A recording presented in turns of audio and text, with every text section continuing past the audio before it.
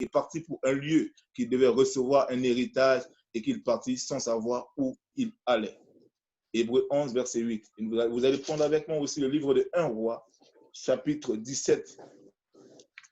1 Roi, chapitre 17. Vous allez lire le verset 8 à 16. 1 Roi 17. On commence à partir du verset 8 à 16, mais j'aimerais commencer à partir du verset 6.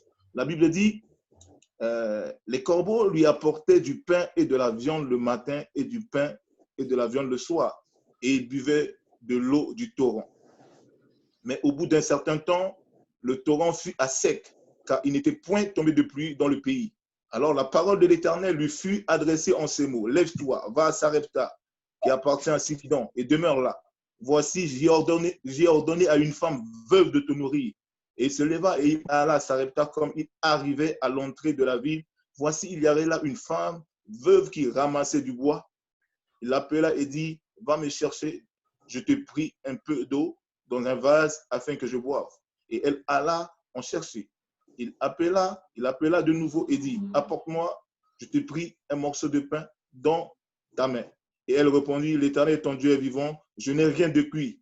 Je n'ai qu'une poignée de farine dans un pot et un peu d'huile pour une cruche. Et voici, je ramasse 2 morceaux de bois, puis je rentrerai et je préparerai cela pour moi et mon fils. Nous mangeons, après quoi nous mourrons.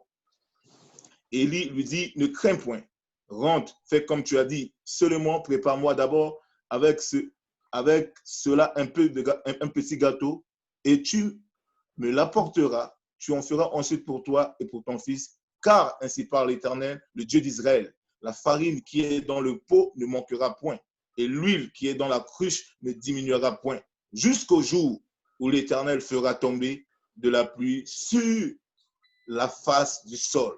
Elle alla et elle fit selon la parole d'Élie et pendant longtemps, elle eut de quoi manger, elle et sa famille, aussi bien qu'Élie. La farine qui était dans le pot ne manqua point et l'huile qui était dans la cruche ne diminua point, selon la parole que l'Éternel avait prononcée par Élie. Pourquoi j'ai choisi ces paroles? Pourquoi j'ai choisi ce passage? Parce que cette histoire s'est passée dans un temps de crise. Dans un temps de crise. Depuis ma mort, vous connaissez tous avec moi que la foi, c'est une ferme assurance des choses qu'on espère, une démonstration de celles qu'on ne voit pas. Et Hébreux chapitre 10, verset 38 nous dit, mon juste vivra par la foi. Alors, pendant que l'homme de Dieu, le pasteur Anthony m'avait parlé de ce programme, il a dit que le nom de votre plateforme s'appelle Génération Forte Épanouie. Je tenais à dire à un homme, je tenais à dire à une femme ce soir que ce n'est pas un slogan, Génération Forte et Épanouie. Parce que la Bible dit, tout est possible à celui qui croit. Tout est possible à celui qui croit. Alors, donc, si l'homme de Dieu croit que vous êtes une génération forte et épanouie, mesdames et messieurs, croyez-moi que vous serez une génération forte et épanouie. Tout, ça veut donc dire tout. Vous pouvez donc me poser la question, pasteur, est-ce que tu es en train de raconter des niaiseries, comme on a l'habitude de le dire ici au Québec? Je peux te le dire que non. Je ne suis pas en train de raconter une histoire, parce que c'est possible, même si tu n'as pas étudié, de réussir avec Jésus. C'est possible, même si tu n'as pas de diplôme, de réussir avec Jésus. C'est possible, même si le médecin t'a dit que ta maladie là est incurable, d'être guéri avec Jésus. Pourquoi je dis ça? Parce que ma Bible me dit, tout est possible à celui qui croit. La foi, c'est une dépendance totale à Dieu. La foi, c'est une confiance totale à Dieu. Nous sommes en train de parler de manifester la vie de la foi. C'est quoi manifester la vie de la foi? Manifester la vie de la foi, c'est avoir une confiance totale à Dieu. Pourquoi? Parce que la Bible dit, mon juste vivra par la foi. Mon juste ne vivra pas par la vue. Mon juste ne vivra pas parce qu'il a des diplômes. Mon juste ne vivra pas parce qu'il a un parent ministre. Mon juste ne vivra pas parce qu'il a un doctorat. Non, non, non. Je ne suis pas contre les diplômes. Mais je suis en train de parler à des hommes et des femmes de foi. Je crois que vous avez la même foi que moi. En dehors de vos diplômes, en dehors de vos doctorats, en dehors de tout ce que vous avez, vous devez croire que la foi, c'est une dépendance totale à Dieu. Manifester la vie de la foi, c'est avoir une obéissance complète à Dieu. Manifester la vie de la foi, c'est avoir une confiance totale à Dieu. Manifester la vie de la foi, c'est de se soumettre aux principes de Dieu. C'est ça, manifester la vie de la foi. Voilà pourquoi je vous ai dit au début que c'est possible. ce n'est pas un slogan, le nom de votre plateforme, Génération Forte Épanouie. C'est possible que dans cette plateforme, vous puissiez avoir des jeunes qui seront demain des cadres de ce pays, des jeunes qui seront demain des ministres dans ce pays, des jeunes qui seront peut-être demain des généraux dans leur pays, des ambassadeurs pour leur pays, pourquoi pas, des hommes d'affaires, des grands entrepreneurs, pourquoi pas des femmes de ministres. Souvenez-vous de Esther. Esther n'était pas née d'une famille riche, elle était esclave. Mais lorsque la grâce de Dieu a localisé Esther, Esther était devenue la femme du roi. Alors le Dieu qui a été avec Esther n'a pas changé. Je suis venu dire à une personne que nous prions un Dieu qui est le même hier, aujourd'hui et éternellement. S'il a fait dans la vie de Esther, il peut aussi faire dans ta vie. S'il a fait dans la vie de Gédéon, il peut aussi faire dans ta vie. S'il a fait au temps de Noé, il peut aussi le faire dans ta vie. Bref, c'est ça ma définition concernant la foi. La foi, c'est une ferme assurance des choses qu'on espère, une démonstration de celles qu'on ne le voit pas. Manifester la vie de la foi, c'est avoir une dépendance totale à Dieu. Nous venons de lire un texte concernant l'histoire de notre patriarche dans la foi qui s'appelle Élie. La Bible dit que Élie, un jour, il a défié le roi Akab. Par sa parole, il a fermé le ciel. Par sa parole, il a fermé le ciel pendant 3 ans. Et lorsqu'il a fermé le ciel, la Bible dit qu'il s'est retrouvé dans le désert. Voilà pourquoi je dis que la foi, c'est une dépendance totale à Dieu. Manifester la vie de la foi, c'est avoir une confiance, une dépendance totale à Dieu. Il s'est retrouvé dans le désert.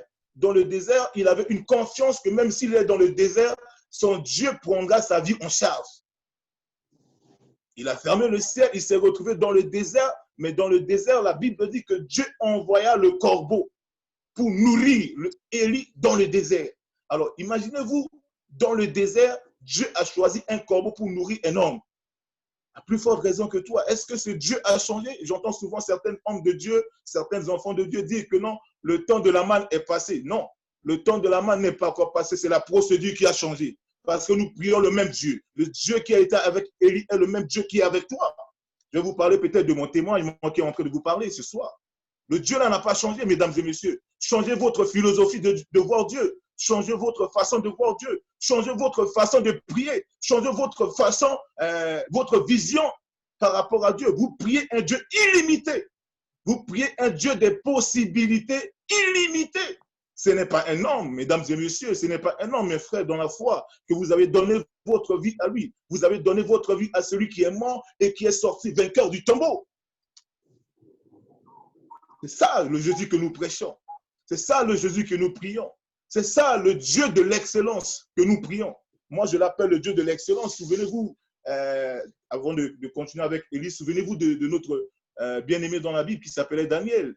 La Bible dit que Daniel avait reçu l'esprit supérieur par rapport aux jeunes de sa génération. Oh, excusez-moi, c'est comme si vous ne m'écoutez pas. Il y a un problème? Nous t'écoutons, apôtre. Ah, merci.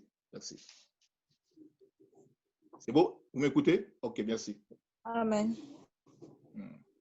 Souvenez-vous de Daniel. La Bible dit que Daniel avait l'esprit supérieur par rapport aux jeunes de sa génération.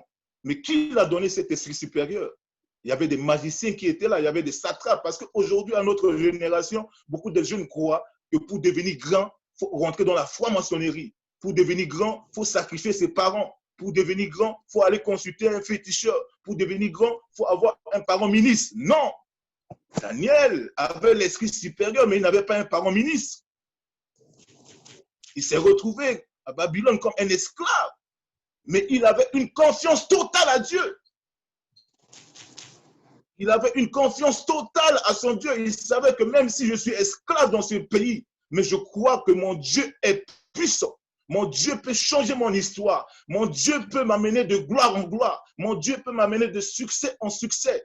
Mon Dieu peut faire de moi dans ce pays une autorité. Et vous savez tous que Daniel était devenu un ministre à Babylone. Est-ce que Daniel était d'une famille riche? Est-ce que Daniel avait étudié comme toi peut-être? Est-ce que Daniel a des diplômes comme toi? Mais Daniel avait seulement une dépendance totale à son Dieu, une confiance totale à son Dieu. Voilà pourquoi je vous ai dit, manifester la vie de la foi, c'est avoir une confiance totale à Dieu. Et la Bible dit que Élie était dans le désert. Dans le désert, Élie avait la confiance totale à son Dieu. Chaque soir, Dieu envoya le corbeau pour nourrir Élie. Nourrir Élie, nourrir Élie. Mais arrivé un certain temps, la Bible dit que le torrent était devenu sec. Et Dieu veut donc changer la procédure des choses. Vous devez donc savoir que nous prions un Dieu de nouveauté. Nous ne prions pas un Dieu de la monotonie. Nous prions un Dieu surnaturel. Nous ne prions pas un Dieu historique.